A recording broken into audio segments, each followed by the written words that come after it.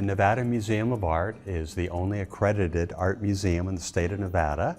In fact, we're only one of two in the entire Great Basin. We serve many audiences. That includes our regional community, but it also includes an international community that comes and visits us on a frequent basis. So it's a museum that has over time garnered quite a reputation. Our mission statement begins with, we're a museum of ideas. What's on the walls is not always the most important thing. What's important is the conversation and the curiosity that the things on the walls spark within us. The Charles and Stacie Mathewson Education and Research Center is the pride and joy of this museum right now, and it is the newest addition to our wonderful organization over its nearly 100-year history.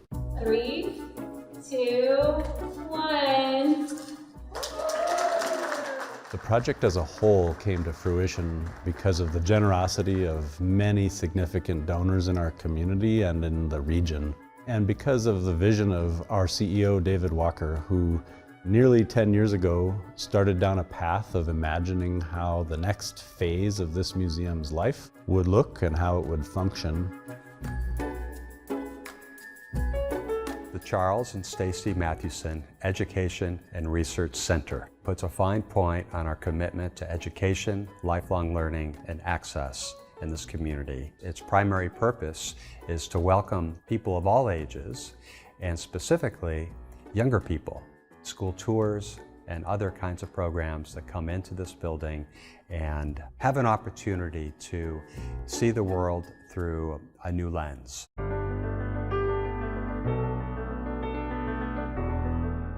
The Charles and Stacie Mathewson Education and Research Center is a major expansion of the Nevada Museum of Art. Our existing facility has been about 70,000 square feet in total since 2016. And now with the addition, we exceed 120,000 square feet of new space. And that space encompasses both new gallery spaces on the 3rd and 2nd floors of the building, as well as new education and research space on the 2nd and ground floors, which is really exciting. It's a brand new library space that's in excess of 4,000 square feet and holds 13,100 and some volumes in our book collection and special collections, as well as a new classroom for school-aged kids and the museum school audience on the ground floor, the Dermody classroom, which is just tremendous. And then this space, which is the Clarence and Martha Jones Family Foundation and Charlotte and Dick McConnell Art and Environment Education Lab, which is both a hybrid gallery space as well as an education space that'll be utilized by the University of Nevada, Reno and Truckee Meadows Community College for courses starting this fall. The research initiative of the museum, which we've had in place for a couple of decades now gets a formal center.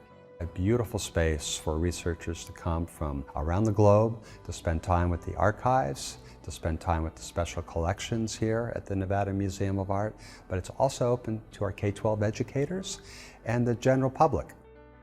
Research is often seen as a highfalutin word, and it's only for scholars and graduate students and writers, but we also see 5-year-olds as researchers, because research begins after it's been sparked by curiosity.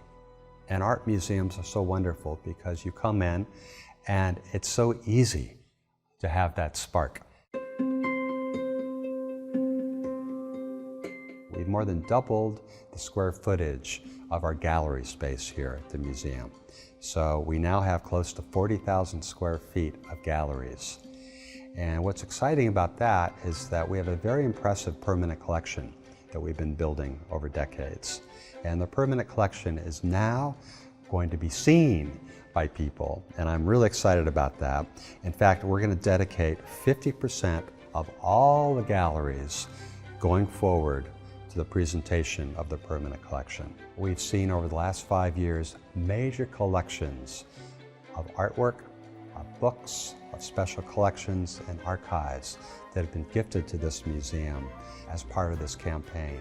Be it 400 unique Native American baskets, Judith Lowry's collection, be it the Australian Aboriginal art collection donated by the Seattle collectors Margaret Levy and Bob Kaplan.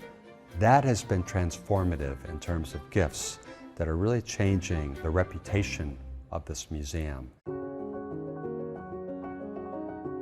Beginning in 2011, this museum started conversations around an artwork proposed by a conceptual artist and experimental philosopher named Jonathan Keats. And Jonathan proposed an idea for a clock as an artwork that would tell time in both standard time, like we think of it, as well as in bristlecone pine tree time. The clock is called Centuries of the Bristlecone, and the clock was fabricated over the course of the last 2.5 years by a clockmaker known as a horologist named Phil Abernethy in Vancouver Island, British Columbia. His collaborating clockmaker, Brittany Nicole Cox, and Jason Eisman, who developed some of the technology and software that helps this clock tell bristlecone time over many years to come.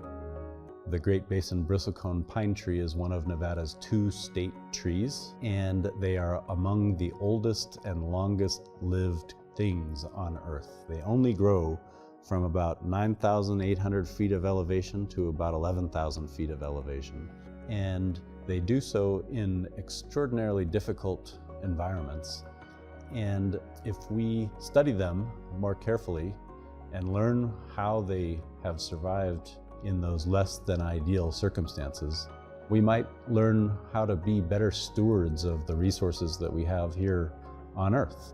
The artist Jonathan Keats was really interested in the possibilities of how bristlecone pine tree time might challenge us as viewers and as visitors to this museum to think about time in a different scale. It's so beautiful as an object, of course, but it's such a beautiful idea for an artist like Jonathan to really engage viewers in thinking about how to live better on Earth and how to take better care of the natural resources around us. In our community, there is a shortage of exposure to and education about the visual arts in particular. And I am so overwhelmingly excited about the opportunity to make use of this space to expand on that.